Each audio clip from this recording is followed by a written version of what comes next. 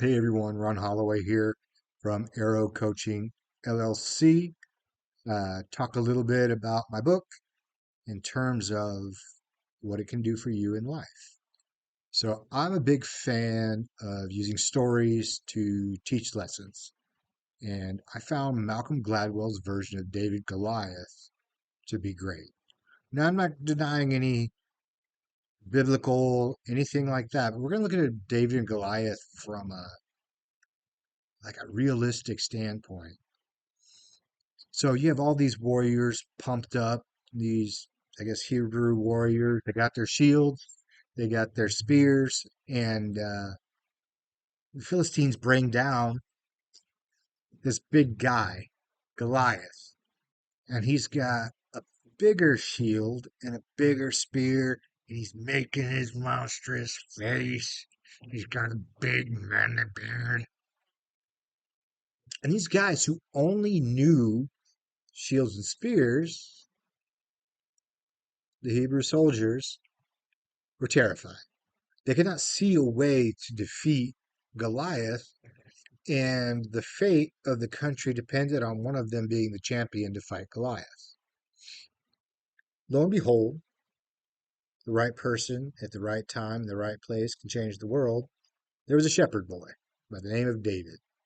And David's kicking back, and he's like, okay, I see this big guy. I see everybody freaking out. However, I can take it. And he says it to the king, and people laugh at him. What they don't know is that David has the next level weapon.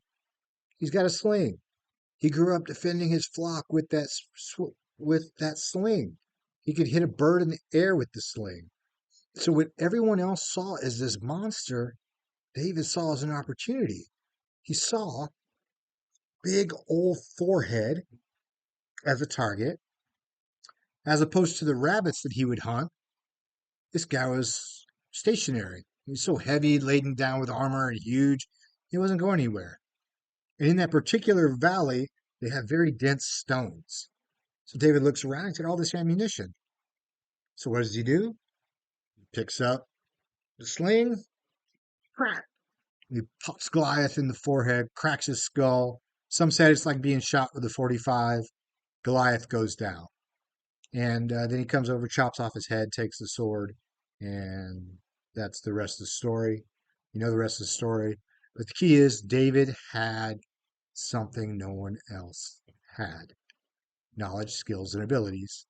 And that's what I have in my book, Anti Fragility 10 Principles for Life, for turning crisis into opportunity. And the big part of it is what everyone else in your competition is calling a crisis. You're going to sit back and say, I know the 10 principles. I got a sling. COVID hits. I'm not going to buy toilet paper. I'm going to be the person who gets the contract to put social distancing stickers in front of every register at Walmart. It's a different way of thinking. It's a skill set. So keep that in mind. Check out the book. Greatly appreciate it. Living up to my end of the bargain, sharing this stuff, and I hope you will be prepared to prevail. All right, guys. Bye.